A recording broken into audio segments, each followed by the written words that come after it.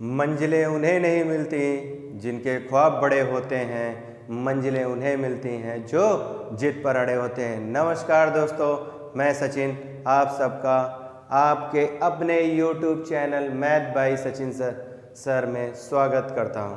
कैसे हैं आप सब लोग? उम्मीद करता हूं बहुत ही बेहतरीन और बहुत ही अच्छे तरीके से होंगे और आप सबकी पढ़ाई भी बहुत अच्छी चल रही होगी। लेखपाल का एग्ज़ाम आप सबका हो गया, उम्मीद करता हूं कि आप सबने बहुत ही अच्छा किया होगा। अब लेखपाल का एग्ज़ाम होने के बाद फिर से लेखपाल की वैकेंसी आएंगी और फिर से आपको चांस मिलेंगे। जिन बच्चों का पेपर अच्छा नहीं हुआ या जिन लोगों ने अच्छे से मेहनत नहीं की, फिर से आगे मेहनत करेंगे। पेट का एग्ज़ाम आपका आ रहा है, पेट का फॉर्म सभी ने भर दिया होगा और पेट का एग्ज़ाम जो है आपका अभी जो है गवर्नमेंट कह रही है कि अक्टूबर में कराया जाएगा। तो चलिए वो तो उनके ऊपर है कि वो अक्टूबर में कराते हैं कि कब कराते हैं, लेकिन ये है कि आपका एग्ज़ाम तो होना ही होना है।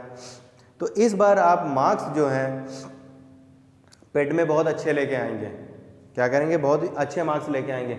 कतई मतलब लापरवाही नहीं करेंगे किसी भी चीज़ में, एकदम बहुत ही अच्छी मेहनत करेंगे और बहुत कायदे वाली मेहनत करेंगे, जिससे कि आपका स्कोर जो है वो 90% प्लस हो। आपका स्कोर क्या हो? 90% प्लस हो, जिससे कि आपको इन फ्यूचर कोई प्रॉब्लम ना आए। और पेट के थ्रू बहुत सारी वैकेंसियाँ आपको मिलेंगी, बहुत सारे एग्जाम में आपको बैठने का मौका मिलेगा, इसलिए इसको सीरियसली दीजिए। पहली बार वाले पेट में बहुत से बच्चों ने नहीं फॉर्म डाला था, इतना मतलब सीरियसली नहीं लिया था, लाइटली ले लिया था, तो इस वजह से। तो इस बार जो है आप लोग अच्छे से मेहनत करिए। क्लियर है? चलें, तो हम लोग जो है इस समय जो क्वेश्चन करेंगे या जो इस समय क्लास मतलब वीडियो अपने होंगे वो यूपी ट्रिपल एससी को फोकस में करके किया जाएगा, कि हम लोग यूपी ट्रिपल एससी को फोकस में लेके चलें। बहरहाल बाकी ऐसा नहीं है कि केवल यूपी ट्रिपल एससी में ही काम करेगा। आप रेलवे ग्रुप डी का है, एनटीपीसी है, एसएससी है, किसी भी मतलब एग्ज़ाम में आप देंगे, सेंट्रल और स्टेट का, आपको सब में मतलब फुल मतलब सपोर्ट रहेगा। तो मैंने जितने भी अपने प्रीवियस मतलब वीडियो है मेरे इससे पहले वाले जो वीडियो हैं, आप उनको ज़रूर देखिए, प्रॉपर नोट्स बनाइए। मैं हर बार ये कहता हूँ कि नोट्स बहुत अच्छे से बनाइए। आप किसी भी टीचर से पढ़िए, किसी भी प्लेटफॉर्म पर पढ़िए, आप नोट्स बराबर बनाइए, क्योंकि जब एग्ज़ाम आता है तो एग्ज़ाम के टाइम पर आपके नोट्स ही आपको सबसे हेल्पफुल होते हैं। ठीक है, तो नोट्स ज़रूर बनाया करिए। चलिए फिर तो आगे कंटिन्यू करें। इससे पहले मैंने जो वीडियो दिया था आपको यूपी ट्रिपल एससी का ही दिया था, और इस समय फिर से जो है यूपी ट्रिपल एससी के ही मतलब main focus UP triple SC को करके ही चला जा रहा है कि जो जिन बच्चों का पेट का एग्ज़ाम हो या स्टेट गवर्नमेंट के जो भी एग्ज़ाम हो उनमें उनको हेल्प मिले। तो चलें ठीक है, फिर कंटिन्यू किया जाए। उम्मीद करते हैं तो कॉपी पेन ले लीजिए और अच्छे से नोट्स बनाइए, प्रॉपर नोट्स बनाइएगा। और मुझे स्क्रीनशॉट जो है मतलब आप अपने नोट्स की फ़ोटो जो है क्लिक करके मुझे दे सकते हैं, जिससे मुझे मालूम चलेगा कि हाँ आप लोग जो है वाकई में नोट्स बना रहे हैं। या टेलीग्राम चैनल पर जा सकते हैं मैथ बाय सचिन सर, वहाँ पर आप डाल सकते हैं, मुझे मालूम चलेगा कि वाकई में आप पढ़ते हैं। आइए, अच्छा चलिए क्वेश्चन को करते हैं।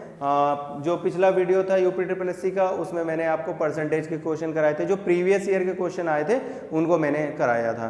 तो उसी को आगे बढ़ाते हैं, जो जहाँ से मैंने क्वेश्चनों को छोड़ा था पिछले उसमें, उससे आगे कंटिन्यू करते हैं। यूपी ट्रिपल एससी के जो प्रीवियस ईयर एग्जामों में आए वो सारे क्वेश्चन मैं आपको यहाँ पर कराऊँगा। और हाँ, एक बात कि जिन बच्चों को ऑफलाइन क्लासेस लेना है तो सुबह मॉर्निंग 7 बजे से कई सारे बैच स्टार्ट मतलब चल रहे हैं, और अभी रिसेंटली जो है आज ही एक बैच स्टार्ट हुआ है। तो आप 7 बजे से ऑफलाइन क्लासेस में भी आके पढ़ सकते हैं मैथ, और टॉपर एकेडमी में, टॉपर इंस्टीट्यूट में, जो कि रायबली में है। ठीक है, तो रायबली में जो बच्चे रह रहे हैं, अगर उनको लग रहा है कि हमें ऑफलाइन क्लासेस लेना चाहिए और सर से मतलब पढ़ना चाहिए, तो वो टॉपर इंस्टीट्यूट में आकर क्लासेस ले सकते हैं। सुबह मॉर्निंग 7 बजे से बैचेस स्टार्ट हो जाते हैं। तो आप कॉल करके या विजिट करके मालूम कर सकते हैं कि किस समय कौन सी क्लासेस चल रहा है और शेड्यूल क्या है उनकी क्लासेस का, जो भी क्लासेस चल रही हैं। ठीक है, तो चलिए कंटिन्यू करें और उम्मीद रखिए कि जो भी बच्चा मुझसे पढ़ता है उसके मार्क्स बहुत ही बेहतरीन आते हैं। इस बात के लिए मैं गारंटी लेता हूँ कि आप पढ़ेंगे, लेकिन जितना मैं कह रहा हूँ उतना पढ़ेंगे, तभी उसी अकॉर्डिंग पढ़ेंगे। अब ये नहीं कि हम मेहनत कर रहे हैं आप नहीं कर रहे हैं। सफलता तभी मिलेगी जब हमारी मेहनत होगी और आपका विश्वास होगा, तभी सफलता बनेगी। ठीक है, चलिए दोस्तों, चलिए तो फिर कंटिन्यू किया जाए। आइए देखा जाए क्वेश्चन में को। चलिए क्वेश्चन, पहला क्वेश्चन चले लेके चलते हैं। तो पहला क्वेश्चन कह रहा है कि एक शहर की वर्तमान आबादी 48,000 है। यदि प्रति वर्ष यह 5% बढ़ती है तो 3 वर्ष पश्चात आबादी में कितने प्रतिशत की वृद्धि होगी? 3 वर्ष पश्चात आबादी में कितने प्रतिशत की वृद्धि होगी? अब देखिए ये क्वेश्चन जो है UPSSC में आया हुआ है। अब इस क्वेश्चन को करने के लिए मुझे नहीं लगता कि आपको बहुत टाइम लगना चाहिए। क्वेश्चन देख के 5 सेकंड के अंदर आपका ये क्वेश्चन सॉल्व हो जाना चाहिए, विद इन 5 सेकंड। अब ये डिपेंड करता है आप पे कि आप इस पे कितना टाइम लगा रहे हैं। अब आइए, कह रहा है कि जनसंख्या जो है हर साल 5% बढ़ रही है। कितनी बढ़ रही? 5%। अच्छा ये बताइए 5% की वैल्यू कितनी होती है? 1/20। जिन बच्चों को ना मालूम हो वो देखें कैसे। 5% का मतलब होता है 1/100, 5 से डिवाइड किया कितना हो गया? 20। यानी 5% की जो वैल्यू होती है वो कितनी हो गई? 1/20 यानी 1/20। अब जो बेस में होता है मैंने कहा वो हमेशा क्या होता है? प्रीवियस। और ये क्या हो गया आपका? इंक्रीमेंट, यानी बढ़ा कितना। तो हमने कहा जो वर्तमान जनसंख्या है वो कितना है? 20। और कितनी एक बढ़ी तो कितनी हो गई? 21। क्लियर हो गया? यानी वर्तमान जनसंख्या हमने कहा 20 है, बढ़कर कितनी हो गई? 21। अब ये कितने? 1 साल का है। ये कहानी कितने साल की? 1 साल की। और आपके क्वेश्चन में क्या है? कितने साल के लिए पूछ रहा है? 3 साल के लिए। तो 3 साल के लिए पूछ रहा है तो आप क्या करिए? पावर लगा दीजिए। क्या करिए? पावर लगा दीजिए। आप प्रेजेंट और आफ्टर। ठीक है, अब चलिए तो इसका अगर क्यूब करेंगे तो 2 का क्यूब 8 हो जाएगा और 000 आप लगा देंगे। 21 का क्यूब करेंगे तो 21 21 441 होता है क्यूब, तो 9261। क्लियर हो गई बात? यानी 3 साल बाद, आफ्टर 3 ईयर, यानी 3 साल बाद वर्तमान जनसंख्या 8000 है और बाद में जनसंख्या कितनी हो रही? 9261। अब उसने आपसे पूछा बताइए जनसंख्या में कितने प्रतिशत की वृद्धि हुई? जनसंख्या में कितने प्रतिशत की वृद्धि हुई? तो अब पहले तो ये देखिए कि 8000 से 9261 हो रही, यानी जनसंख्या में वृद्धि हो रही। कितने की वृद्धि हो रही? तो ये देखेंगे तो हमने कहा ये वृद्धि हो रही 1261 की। 8000 में 9261 घटाएंगे तो 8000 यूं ही चला जाएगा 1261 की। यानी जनसंख्या में वृद्धि कितनी हुई? 1261 की। अब अगर वो वृद्धि पूछ रहा है तो आप जानते हैं कि प्रतिशत वृद्धि बराबर क्या होगा? वृद्धि बटे अपॉन में क्या हो जाएगी? वर्तमान जनसंख्या। अपॉन में क्या हो जाएगा? वर्तमान जनसंख्या। अच्छा एक चीज और, उसने ये नहीं कहा है, उसने कुछ और कहा, प्रतिशत वृद्धि नहीं पूछा है। क्वेश्चन में पढ़िए, हाँ कितने प्रतिशत की वृद्धि हुई है यही पूछा है। ठीक है, तो अच्छा ठीक है, तो जनसंख्या वर्तमान थी कितनी? 48,000। वर्तमान जनसंख्या कितनी थी? 48,000। तो पहले इसको डाटा सेटिस्फाई करा लीजिए भाई। 48 तो 8 से भाग करिए, 8 छंग 48 यानी कितना जाएगा? 6 बार। ठीक, अब चलिए तो वृद्धि कितनी हुई है? कितनी वृद्धि हुई? 1261 वृद्धि हुई है। प्रतिशत में नहीं पूछ रहा है कितनी वृद्धि हुई, प्रतिशत पूछता तो परसेंटेज निकालते हैं। अब क्वेश्चन में कह रहा है कि जनसंख्या कितनी थी? 48,000 और बढ़कर 3 साल बाद कुछ हो गई होगी, तो बताइए जनसंख्या कितनी बढ़ी। अब देखिए 48,000 था, अब आपने कहा 8 छंग 48, इसको बढ़छंग 72, यानी ये 72 से ऊपर जाएगा। ऑप्शन में अगर हम देखेंगे तो ऑप्शन देख के मुझे मालूम चल जाएगा कि कितना हो रहा है? 75 66, ये 75 यानी 7,566 जनसंख्या बढ़ी। तो देखिए क्वेश्चन में कुछ नहीं था, जैसे ही आपने देखा 5% की वृद्धि हुई, आपने कहा अच्छा 5% की वैल्यू कितनी होती है? 1/20, 20 से 21, 20 का क्यूब किया हमने, 3 बार का है तो हमने कहा 8000, 21 का क्यूब किया 9261। इंक्रीमेंट यानी वृद्धि कितनी हुई जनसंख्या में 1261। हमने कहा अड़छंग 48 और बढ़छंग 72। हमको ये मालूम चल गया कि 72 से अबव हमारा आंसर होगा। हमने ऑप्शन देखा, एक ही ऑप्शन है 7566। हमने ऑप्शन को टिक किया और निकल गए। क्लियर है? मुझे नहीं लग रहा किसी भी स्टूडेंट को इसमें कोई प्रॉब्लम होगी। अगर प्रतिशत वृद्धि पूछता तो प्रतिशत वृद्धि पूछता तो क्या होता, प्रतिशत वृद्धि बराबर वृद्धि कितनी हुई 7566 बटे 48,000 गुणे का 100। क्लियर? आप चाहे इस डाटा से करिए और चाहे इस डाटा से कर लीजिए, तब भी आंसर वही आएगा 1261 बटे 8,000 गुणे का 100, अगर प्रतिशत वृद्धि पूछता है तो। ठीक है, बहरहाल यहाँ प्रतिशत वृद्धि नहीं पूछ रहा, सिर्फ पूछ रहा है कि कितनी वृद्धि हुई। तो कितनी वृद्धि हुई क्वेश्चन में जो कह रहा है, ये चीज आपको क्लियर हो गई होगी कि आंसर कितना आ गया 7566। बढ़े आगे अगले क्वेश्चन की तरफ। चले नेक्स्ट क्वेश्चन की तरफ बढ़ते हैं, नेक्स्ट क्वेश्चन को रीड करते हैं। ये सारे क्वेश्चन जो है प्रीवियस ईयर के हैं, एग्जाम में आए हुए हैं, इसीलिए मैंने आप सबको प्रीवियस ईयर के क्वेश्चन कराने के लिए सोचा कि जो भी यूपी ट्रिपल एससी के प्रीवियस ईयर के क्वेश्चन है वो मैं सारे आपको कराऊंगा। आइए अगला क्वेश्चन है, एक टेलीविजन की कीमत 25% बढ़ जाती है तो नए मूल्य को कितना प्रतिशत कम करना पड़ेगा ताकि उसकी कीमत में कोई फर्क ना आए। अब देखिए इस क्वेश्चन में कह रहा है कि एक टेलीविजन की कीमत में 25% की वृद्धि कर दी गई है तो नए मूल्य में कितनी कमी की जाए, कितना प्रतिशत कम करना पड़े ताकि उसकी मूल कीमत में कोई प्रभाव ना पड़े। तो भाई ऐसे क्वेश्चनों को कुछ नहीं करना है, 25% की वैल्यू लीजिए, कितना होता है 1/4। अच्छा ये क्या हो गई वृद्धि, तो यानी पहले कीमत 4 थी, 1 बढ़ा दी, कीमत कितनी हो गई 5। मैंने कहा पहले कीमत कितनी थी 4, 1 बढ़ा दी, कीमत कितनी हो गई 5। तो कितने प्रतिशत की कमी करना चाहिए, प्रतिशत कमी बराबर 1 जितना बढ़ा 5 गुणे में 100, तो यानी 20%। यानी हमें 20% की कमी करनी चाहिए। कितनी कमी करनी चाहिए 20% की कमी करनी चाहिए। कोई डाउट? कोई डाउट नहीं। मैंने ऐसे सारे क्वेश्चन पढ़ा रखे हैं आपको, परसेंटेज में पढ़ा रखे हैं, प्रॉफिट एंड लॉस में भी पढ़ा रखे हैं। आप जो है जो भी वीडियो हैं पुराने आप उन्हें जाकर देखिए तो आपको मालूम चल जाएगा कि हाँ ये चीज़ें मैंने पढ़ा रखी हैं। क्लियर? तो जब भी इस तरह का क्वेश्चन आए 25% की वृद्धि हो रही तो हमने कहा 4 1 5 1/5 20%। अगर इसी जगह कहता कि 25% की कमी हो रही है तब क्या होता? हमने कहा अगर 25% की कमी हो रही तो 1/4, कमी हो रही तो 4 में गया 3 और 1/3 की वैल्यू होती है 33 सही 1/3। तो यानी कितने की वृद्धि करता तब 1/3, यानी 33 से 1/3 की वृद्धि करता है। क्लियर है? अगर वृद्धि हो रही तो आंसर 20%, कमी हो रही तो आंसर 33 से 1/3%। चले आगे बढ़े, चले आइए नेक्स्ट क्वेश्चन की तरफ। नेक्स्ट क्वेश्चन, चलिए नेक्स्ट क्वेश्चन देखते हैं। नेक्स्ट क्वेश्चन आप रीड करिए।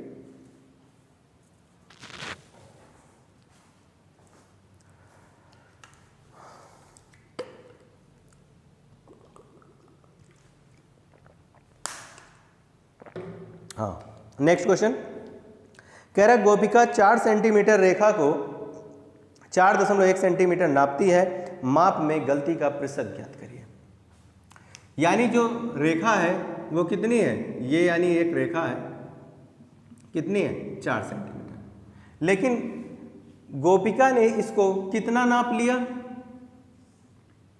4.1 नाप लिया, 4.1 सेंटीमीटर।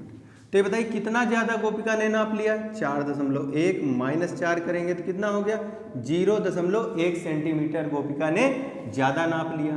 तो आप कहेंगे कि प्रतिशत वृद्धि बराबर कितनी वृद्धि कर दी 0.1, किसके कंपेयर में, इसके कंपेयर में 4 गुणे का 100। तो 1/4 की वैल्यू कितनी हो जाती है 25%, तो 2.5% आ जाएगा, 2.5%। या इसको काट कर लीजिए, ये 25 से गुणा करेंगे तो 2.5%। यानी गोपिका ने जो है 2.5% ज़्यादा नाप लिया था, गोपिका ने कितना ज़्यादा नाप लिया, 2.5% उसने ज़्यादा नाप लिया था रेखा को। बात समझ में आ रही, क्लियर है, कोई दिक्कत तो नहीं, कोई समस्या नहीं होगी। मुझे नहीं लग रहा कि किसी भी स्टूडेंट्स को कि कहीं पर भी प्रॉब्लम आ रही होगी। इतने मतलब आसान तरीके से और बेहतरीन तरीके से समझाया जा रहा है और इससे बेटर और कुछ किया भी नहीं जा सकता है। अगर आप पढ़ने वाले बच्चे होंगे तो चीज़ें आपको क्लियर हो रही होंगी और समझ में आ रहा होगा कि हाँ क्या चीज़ चल रहा है। चलें आइए नेक्स्ट क्वेश्चन की तरफ बढ़ते हैं। आइए नेक्स्ट क्वेश्चन कह रहा है एक फल विक्रेता 24 आम पर 1 आम मुफ्त देता है। एक फल विक्रेता 24 आम पर 1 आम मुफ्त देता है, तो ये ग्राहक को छूट कितने प्रतिशत मिल रही है। मतलब एक दुकानदार है 24 आम पर 1 आम फ्री दे रहा है, तो पूछा जा रहा है कि वो कितने % का डिस्काउंट या छूट दे रहा है, ठीक है, ग्राहक को, कस्टमर को। अब देखिए जैसे आप शॉपिंग करने जाते हैं तो बहुत चलता है बाई 1 गेट 1 फ्री चलता है, तो बाई 1 गेट 1 फ्री में आप कहते हैं कि अच्छा गए 50% की छूट मिल रही है, एक के साथ एक फ्री मिल रहा है, तो कितना यानी 50% की छूट हो रही है। ये मतलब अक्सर आप देखते हैं कि मॉल वगैरह में ऑफर चलता रहता है कि एक के साथ एक फ्री, 2 के साथ एक फ्री, मतलब जैसा अपना सिस्टम बना रहा हो, ठीक। तो यहाँ पर भी वही बात कह रहा है कि 24 आम दे रहा है दुकानदार और कस्टमर को 1 आम फ्री में भी दे रहा है, तो बताइए कस्टमर को कितने % की छूट दे रहा है। तो जब भी इस तरह के छूट या डिस्काउंट वाले क्वेश्चन आपसे पूछे बट्टा वाले, तो आप कुछ नहीं कहेंगे कि प्रतिशत छूट बराबर मुफ्त यानी फ्री में कितना दिया बटे कुल वस्तु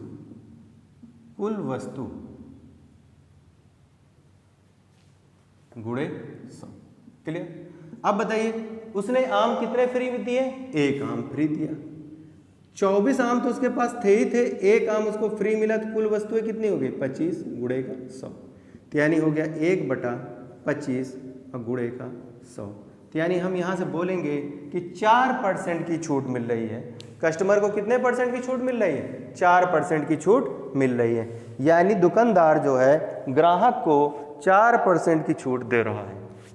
दुकानदार ग्राहक को कितने % की छूट दे रहा है, 4% की छूट दे रहा है। किसी को कोई समस्या कोई। अब इसी में बट्टा भी कह सकता है कि कितने % की छूट हुई, कितने % का डिस्काउंट हुआ, कितने % का बट्टा हुआ।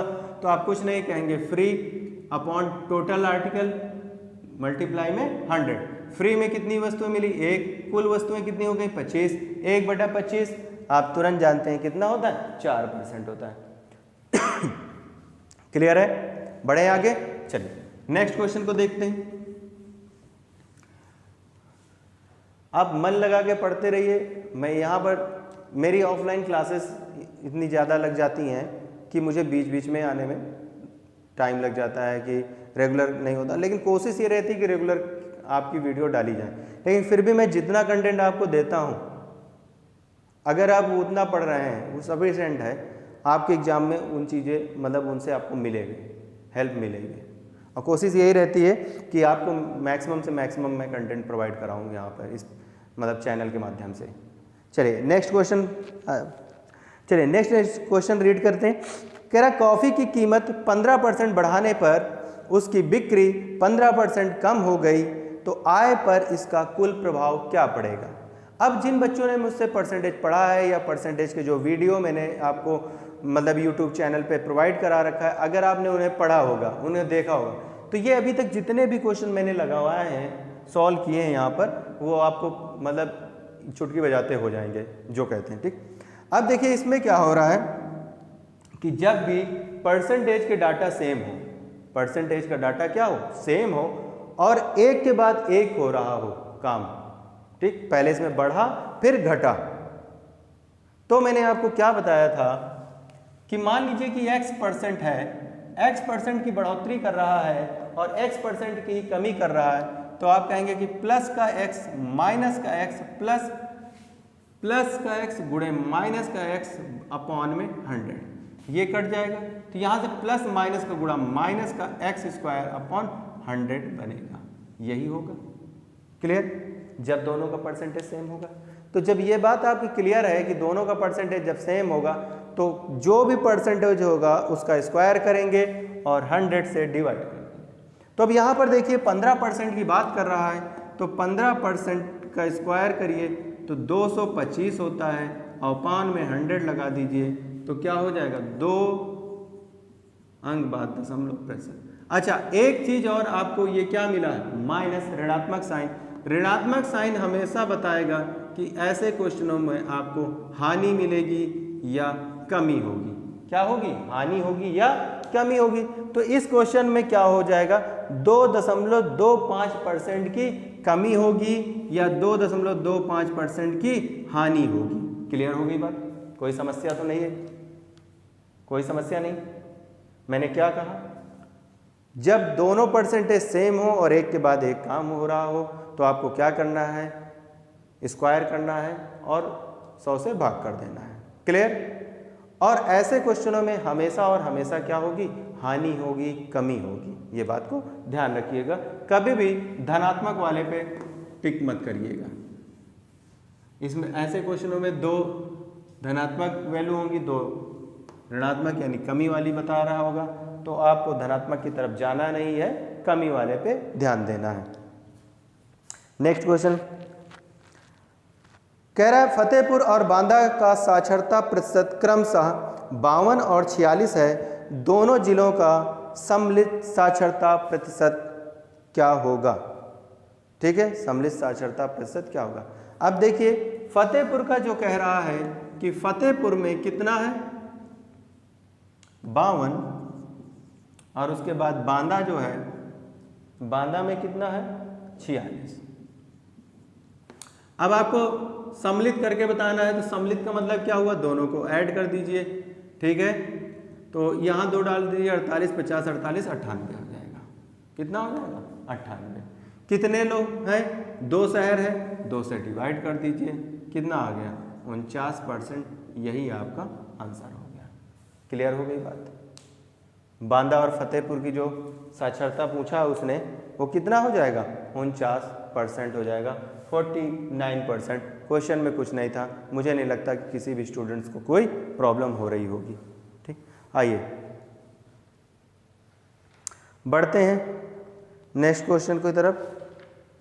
चलिए नेक्स्ट क्वेश्चन रीड करते हैं, क्या कह रहा है। कॉस्मेटिक की एक दुकान में कॉस्मेटिक और सामग्री के भिन्न ब्रांड हैं। कॉस्मेटिक की एक शॉप है, उसमें कई सारे ब्रांड हैं। दुकान की 50% बिक्री बालों की सामग्री से होती है और 40% बिक्री व्यक्तिगत स्वच्छता उत्पादों से होती है। हर तिमाही में दुकान की बिक्री 15 लाख रुपए होती है।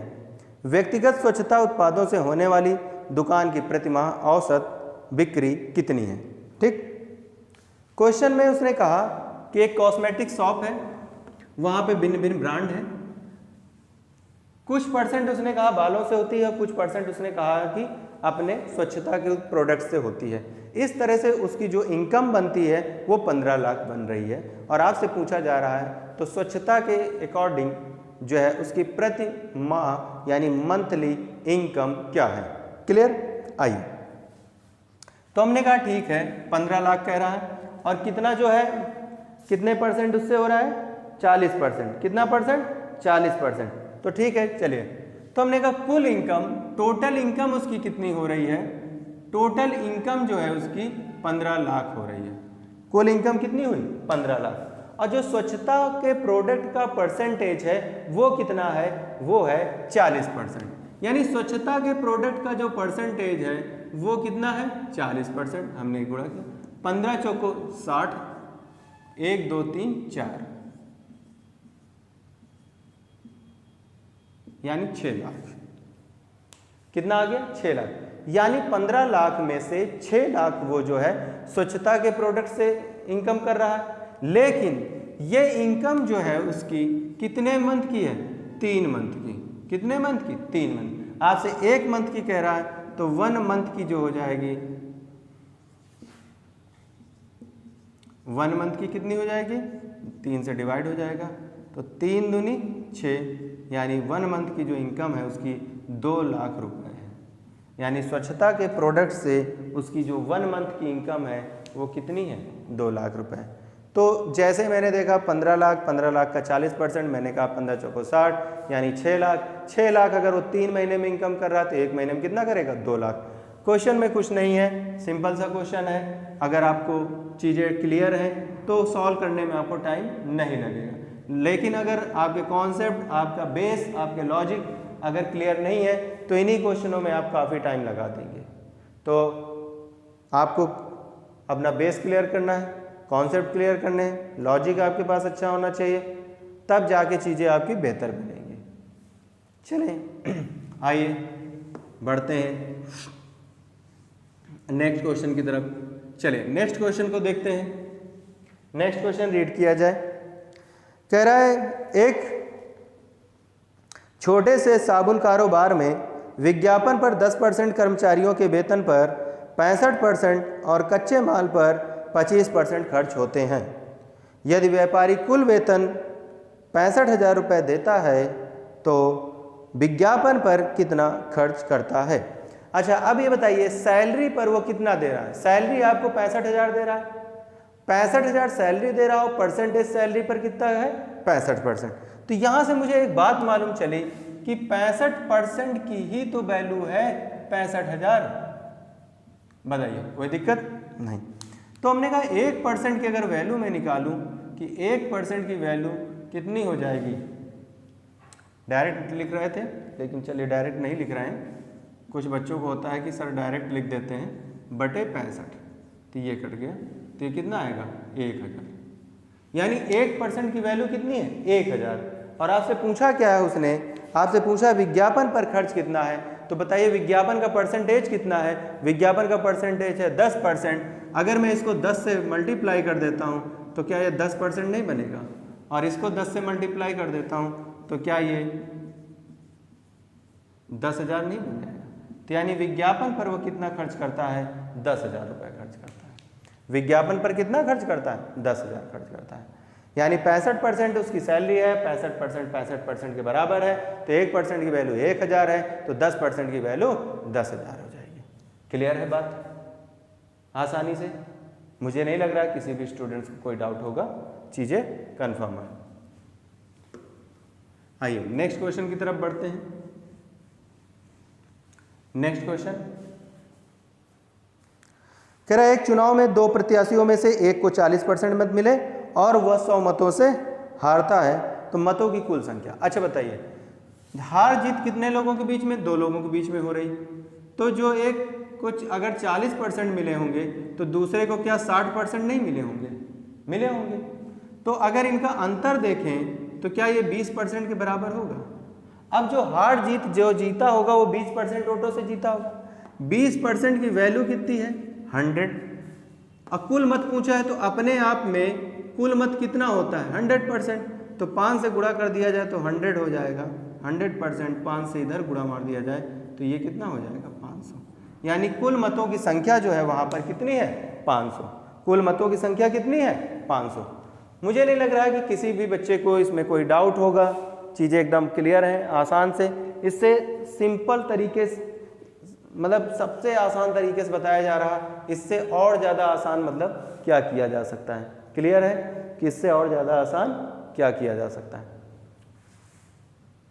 जिन बच्चों को थोड़ी बहुत प्रॉब्लम हो रही हो वो जाके परसेंटेज के वीडियो देखें, वहाँ पर मैंने चुनाव संबंधी प्रश्न बहुत सारे करा रखे हैं। क्लियर है। अगर देखिए जितने भी वीडियो मैंने डाल रखे हैं अगर उन्हें आप प्रॉपर तरीके से पढ़ रहे हैं, नोट्स बना रहे हैं ना, तो मतलब जितना मैंने पढ़ाया है उस चैप्टर में तो आपको प्रॉब्लम आनी ही नहीं है। चलें आगे बढ़ें। आइए चलिए फिर नेक्स्ट क्वेश्चन करते हैं। कह रहा है 100 रुपये की एक वस्तु की कीमत पहले 10% बढ़ जाती है। 100 रुपये की एक वस्तु है, उसकी कीमत पहले 10% बढ़ जाती है, तत्पश्चात 10% और बढ़ा दी जाती है। तदनुसार कुल वृद्धि कितने रुपए की होती है। क्लियर है, कितने रुपए की होती है। अच्छा तो अभी मैंने ये बताया था कि एक के बाद एक अगर काम हो रहा है, सक्सेसिव मेथड की बात करें तो मैंने अभी क्या पढ़ाया था आपको, x plus y plus x into y upon 100। वहां पर दोनों परसेंटेज सेम थे तो y की जगह पे क्या लिखा था मैंने, x लिखा था, लेकिन यहां पर क्या है, अलग अलग है। तो मैंने कहा 10%, अच्छा वहां पर क्या है, जब एक की वृद्धि हो रही थी एक की कमी हो रही थी तब मैंने वो लगाया था। क्लियर है। अब चलिए 10% प्लस 10 गुणे 10 बटे 100, ये कट गया तो 10 20 प्लस 1 यानी 21%। कितना, 21%। तो कितने रुपए की वृद्धि हुई पूछ रहा है, तो रुपया आपके पास कितना है, 100 रुपए। 100 का 21% करेंगे तो यानी 21 रुपए की वृद्धि हो रही। कितने की वृद्धि हो रही, 21 रुपए की वृद्धि हो रही। क्लियर है। वृद्धि कितने की हो रही, 21 रुपए की। आप चाहें तो इसको ऐसे भी कर सकते हैं कि 10% की वैल्यू कितनी होती है, 1/10, फिर 10 से 11, लेकिन इस तरह से करेंगे, रहने दीजिए, फिर कंफ्यूज होने लगेंगे, एक ही मेथड ठीक है। क्लियर। तो वीडियो अगर आपको अच्छा लग रहा हो, आपको कंटेंट अच्छे लग रहे हो, क्वेश्चन आपको लग रहा है कि सही है, तो वीडियो को लाइक करें, सब्सक्राइब करें, अपने दोस्तों के साथ शेयर करें, आपके जो भी ग्रुप हों उसमें शेयर करें, फेसबुक वगैरह में जो आपके अदर प्लेटफॉर्म है वहाँ पे शेयर करें, ज़्यादा से ज़्यादा लोगों को बताएं, जिससे कि ज़्यादा से ज़्यादा लोग जुड़ें, ज़्यादा से ज़्यादा लोग चीज़ों को समझ सकें, पढ़ें। इससे क्या होगा कि हमें भी अच्छा लगेगा कि हम आपके लिए मेहनत कर रहे हैं, तो आप भी हमारे प्रति थोड़ा लॉयल्टी दिखा रहे हैं और चीज़ों को लोगों को शेयर कर रहे हैं। अपने फ्रेंडों के साथ शेयर करिए, बताइए कि कंटेंट जो है आपको जो मिल रहा है बहुत ही अच्छा है, बहुत ही अच्छे तरीके से चीज़ें आपको पढ़ाई जा रही हैं, तो ये चीज़ें ठीक है दोस्तों। और प्रॉपर नोट्स बनाइएगा, मैं बार बार कह रहा हूँ, फिर से कह रहा हूँ कि आप लोग नोट्स जो है प्रॉपर बनाइएगा, क्योंकि नोट्स नहीं बनाते हैं आप लोग, वीडियो बढ़ा बढ़ा के देख ले रहे हैं, ये कर रहे हैं, ये मत करिए, वीडियो पूरा देखिए।